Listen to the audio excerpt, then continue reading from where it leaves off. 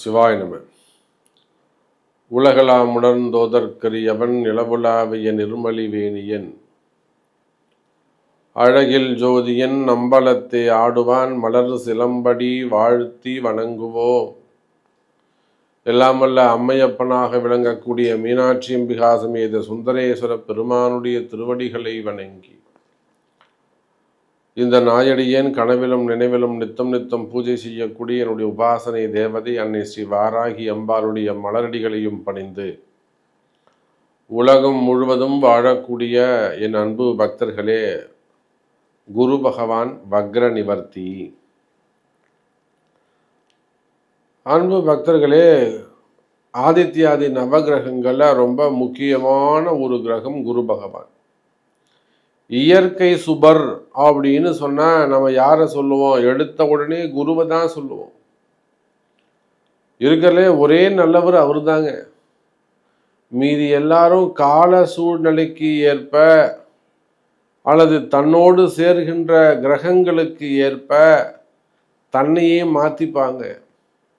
ஆனா இவர் ஒத்துருதாங்க. யார் கூட சேர்ந்தாலும் எங்க போனாலும் தனக்குன்னு இருக்கக்கூடிய அந்த உயர்ந்த பண்புகளை நற்குணங்களை மாறாதவர், நியாயமானவர், தர்மமானவர். அதிகமா ஒருவர் செய்யக்கூடிய பாபத்துவங்களை பாவ கர்மாவை குருனா யாருன்னு முதல்ல நீங்க தெரிஞ்சுக்கோங்க. ஒருத்தவன் ரொம்ப பாவம் பண்ணியிருக்கான், இதுக்கு நிறைய உதாரணங்கள் சொல்லிட்டாங்க. மரணத்திலேருந்து காப்பாற்றும் குரு பார்த்தாருன்னா அந்த உயிரே போன உயிர் கூட திரும்ப வந்துடும் சொல்லுவாங்க. அந்த மாதிரி ஒருத்தர் ரொம்ப பாவம் பண்ணியிருக்கிறாங்க, செய்யக்கூடாத குற்றங்கள் எல்லாம் செஞ்சிருக்கிறீங்க.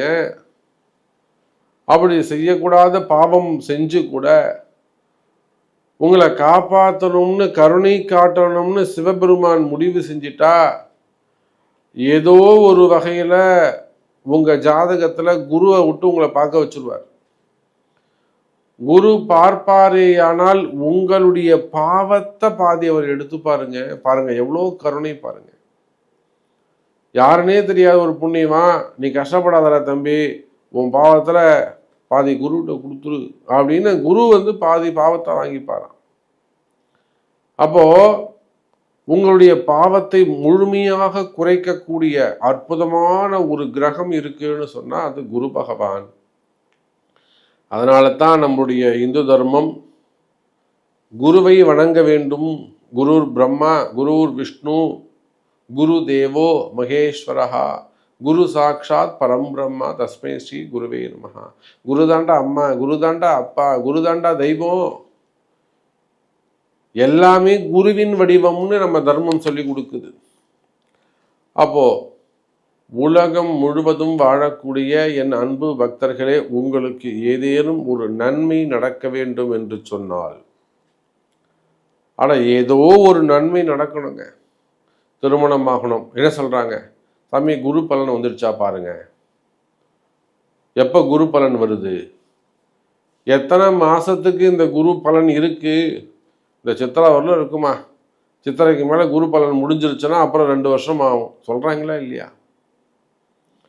அப்போ அவனுக்கு ஒரு நல்ல கர்மா, ஒரு நல்ல விஷயம், ஒரு மங்கள விசேஷம் அந்த வீட்டில் நடக்கணும்னா அந்த குருவுடைய பார்வை வேண்டும். சார் ஒரு நல்ல வேலை கிடைக்கணும், அல்லது இடமாற்றங்கள் வரணும், ஒரு வீடு கட்டணும். இன்னைக்கு எத்தனை பேர் வீடை கட்டிட்டு பாதிலேயே நிப்பாட்டிக்கிட்டு இருக்காங்க, உள்ளே போக முடியாமல் உட்காந்துருக்காங்க. பெரிய பெரிய பில்டர்ஸ், எனக்கு தெரிஞ்ச 100 வீடுகள் 200 வீடுகள்லாம் கட்டக்கூடிய பில்டர்ஸ் பாதிலே கட்டிட்டு 8 வருஷமா அந்த பில்டிங் அப்படியே சும்மா இருந்துட்டு இருக்கு. அவங்கள்ட்ட காசு பணம் இல்லையான்னு, அதுக்கப்புறம் பணம் காசே வரலையான்னு அந்த இடத்த விட்டுட்டு இன்னும் மற்ற ப்ராஜெக்ட்லாம் சூப்பராக பண்ணிக்கிட்டு இருப்பாங்க. அப்போ இதுக்கெல்லாம் என்ன? குருவுடைய பார்வை இல்லை, தடை ஏற்படுகிறது. அப்போ எந்த ஒரு மங்கள விசேஷமானாலும், அது சின்ன குழந்தையா இருந்தாலும், குடும்பமா இருந்தாலும், ஆணாக இருந்தாலும், பெண்ணாக இருந்தாலும் குருவுடைய அனுகிரகம் வேண்டும். அதனால தான் நம்ம ரிஷிகள் இந்த ஜாதகத்தை எடுத்து சொல்லும்போது, குறிப்பா குரு பகவானை பற்றி சொல்லும்போது, குரு பார்க்க கோடி நன்மை அப்படின்னு சொன்னாங்க. இவ்வளோ நன்மைக்குரிய அந்த குரு பகவான் ஆகஸ்ட் மாதம் 30ஆம் தேதியில இருந்து வக்ரகதியில் இருக்கிறார். வக்ரம்னு சொன்னா திரும்பி பார்க்கக்கூடிய ஒரு சூழ்நிலை, முன் பார்வை இருக்காது. வண்டி ஒரு ரிவேஸ் எடுக்கும்போது என்ன பண்ணுவோங்க, பின்னாடி தானே பார்ப்போம். ஆனால் வண்டி முன்னாடி போக வேண்டிய வண்டி ரிவேஸ் எடுக்கும்போது அதே வேகத்தை எடுப்போமா? எடுக்க மாட்டோம். இந்த சைடில் பார்ப்போம், அந்த சைடில் ஏதாவது இடிக்குதான்னு பார்ப்போம், பின்னாடி யாராவது வராங்களான்னு பார்ப்போம், முன்னாடி யாராவது வக்ரம். நார்மலான சுச்சுவேஷன்ஸ் இருக்காது, அப்நார்மலான சுச்சுவேஷன்ஸ் இருக்கு. அதுதான் வக்ரம். இயற்கையான சூழ்நிலை அல்லாது செயற்கையான சூழ்நிலை அங்கு மாறுபடுகிறது.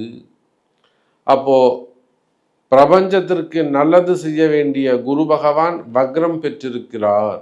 அந்த குரு பகவான் பிப்ரவரி மாதம் 5ஆம் தேதியில் இருந்து மே மாதம் 11ஆம் தேதி வரை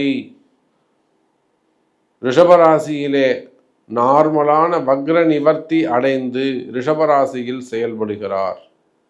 இந்த குரு பகவானுடைய வக்ர நிவர்த்தி உங்களுக்கு என்ன செய்ய போகுது அப்படின்னு பார்த்துடலாம். பாருங்கள்.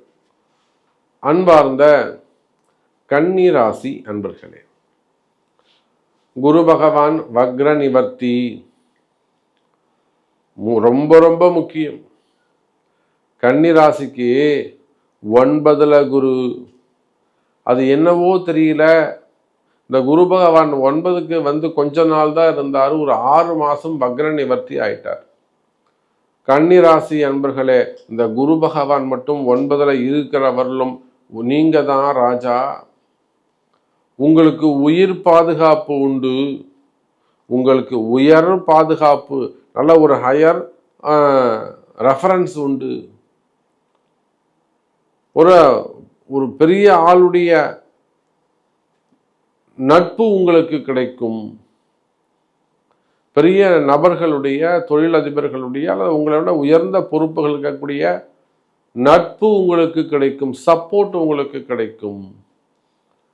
அப்போ கன்னிராசி அன்பர்களே, எல்லா பேருக்கு மட்டும் 9ல் குருன்னு இருந்தா போராதுங்க. அந்த 9ல் குரு உங்களுக்கு நன்மை செய்யக்கூடியவராக அமைய வேண்டும்.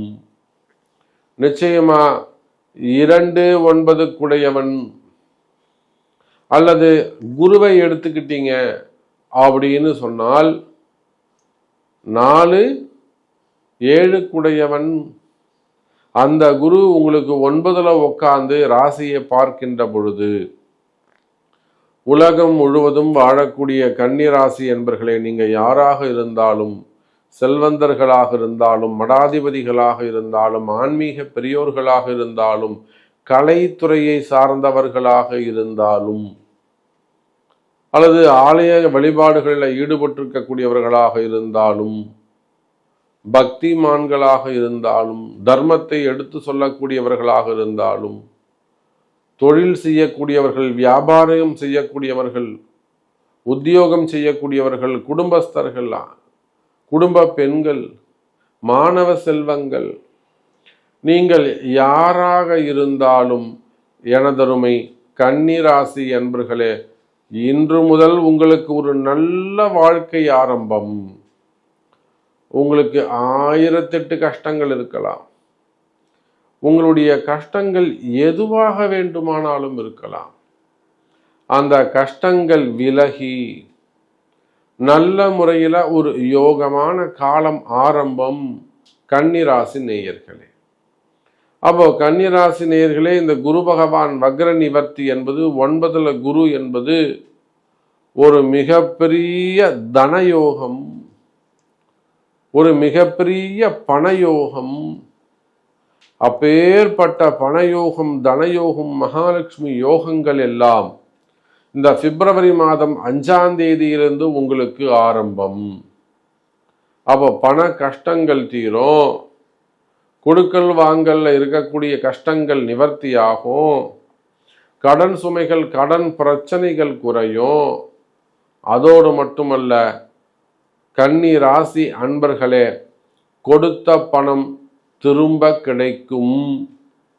பணங்காசு ஏதேனும் வரவேண்டி இருக்குமேயானால் வராத பணங்காசுகள் கூட வீடு வந்து சேரும் எனதருமை கன்னிராசி நேயர்களே.